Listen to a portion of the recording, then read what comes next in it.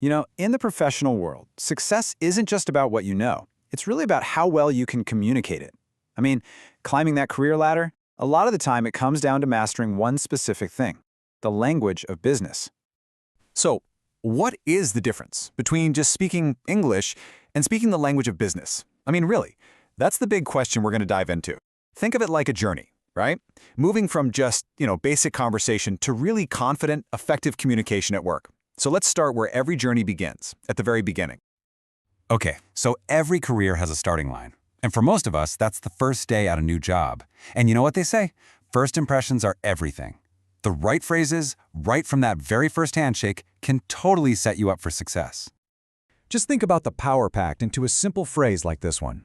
When you say, "You must be Eric from the UK," you're not just saying hello, you're sending a much bigger message. It says, "Hey, I was expecting you. I paid attention. You're important." It's such a small detail, but wow, it immediately shows you're prepared and on the ball. Oh, and we've all been in that super awkward situation, right? You see a face, you know them, but you just can't place where from. Instead of blurting out a blunt, "Have we met before?" a much smoother way to handle it is something like, "I think we met in Mumbai, didn't we?" It's a polite guess, and it saves everyone from that cringy moment. One of the best skills you can have in any business is being a connector. When you introduce two people, you're not just being polite. Nope. You are actively building your network. And using a simple, classic structure like, "Victoria, I'd like to introduce you to Faisal."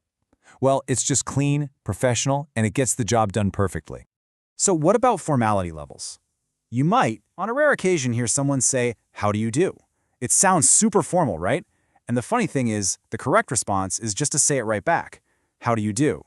But honestly, in like 99% of business situations, "nice to meet you" is your absolute go-to. It's friendly, it's standard, and you really can't go wrong with it.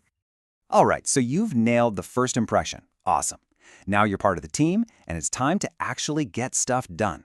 This is where the language of daily operations kicks in, and it's all about three things: clarity, politeness, and efficiency. Okay, here's a big one. If you want to sound natural when you're talking with colleagues, you've got to get the hang of phrasal verbs. Seriously, they are everywhere in spoken English. Just think about the verb run. By itself, it means one thing. But if you add the word out to it, like the printer has run out of ink, the meaning totally changes. It's a whole new idea. Now, when you're delegating tasks, there can be absolutely zero room for misunderstanding. Using a phrase like "you have to" or "you need to" creates a really strong, clear obligation. It's direct, everyone gets it, and there's no question about who's responsible for what. But a quick word of warning about the word "must." It is incredibly powerful. I mean, it's even stronger than "have to." It implies this absolute, unshakable necessity. It's perfect for something like critical safety rules, but if you use it for everyday tasks, it can definitely come across as a little aggressive. So yeah, it's a tool you've got to use very, very wisely. And you can really feel the difference in tone, can't you? "You must" feels like a direct command, almost military-like. But a simple switch to "could you" completely transforms it into a polite, collaborative request. That one little word choice can totally shape your working relationships. Let's be real. No career is smooth sailing all the time. Sooner or later, a crisis is going to hit. A project goes sideways, a client is unhappy, you know the drill. This is the moment, right here, when your communication skills are put to the ultimate test. The language you use becomes absolutely critical. So, what do you do when things go wrong? Hiding under your desk is definitely not an option. The language you choose to handle these problems, whether you're talking to a customer or writing a report for your boss, can literally define your reputation as a professional. Okay, so you're dealing with an unhappy customer. The very first thing you need to do is take ownership.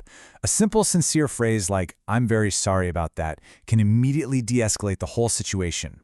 It shows empathy, and it tells them, "Hey, I'm on your side, and I'm ready to fix this." Now, what about when you have to write it all down to document what happened? This is where formal language is your best friend. Using these structured, objective phrases makes you sound way more professional in a written report. It just adds so much clarity and authority. For example, just starting a report with, "The purpose of this report is to review," boom, you've immediately set a clear, professional tone. Deep breath. The crisis is handled. Phew. Now it's time to get back to business. And a huge part of that is showcasing your work. describing processes, and presenting your products in the best, most effective way you possibly can. Let's say you're describing a process, like how a car is made. The passive voice is actually the perfect tool for the job. Why? Because it puts the focus on the action, not on who or what is doing it. Saying the engine is lifted is actually better than saying a robot lifts the engine, because in this story, the process itself is the real star of the show. All right, check this out. Here's a fascinating, kind of secret rule of English that native speakers follow without even realizing it. When you're listing a bunch of adjectives, they actually have to go in a very specific order. It always starts with your opinion, and then you get into the facts like size, age, and color. And here's that exact rule in action. Fantastic. That's your opinion. Huge is the size. Plastic is the material. Just for fun, try saying a plastic, huge, fantastic model out loud. It just sounds wrong, doesn't it? Following this natural order is the secret sauce that makes product descriptions sound so polished and persuasive. Okay, we've reached the final stage of our little career journey here. We're moving from just doing the work to actually leading others. And growing your influence, it's all about how you use language to give advice, talk about people's abilities, and manage your team. As a leader, the way you give advice is a really big deal. The specific modal verbs you pick can completely change the impact of what you're saying. You could offers a gentle, soft suggestion. You should is much stronger advice, and you must, well, that's for a critical, no room for debate kind of situation. Knowing which one to pull out of your toolbox, that's a true sign of good judgment. And this is so important whether you're in a performance review or a job interview. You've got to be able to talk about abilities across time. You can show how you've grown by talking about the past. I couldn't do this before, but now I can. You can talk about what your team is capable of right now. They can definitely finish the job. And you can even talk about potential for the future. You know, he could become head chef one day. So there you have it. We've basically walked through the language you need for every single step of a career, from that very first hello all the way to leading a team. And look, these are so much more than just grammar rules. Think of them as tools. They're the tools you use to build relationships, to solve problems, and ultimately to build your career. So the only real question left is this. Now that you have the tools, what are you going to build?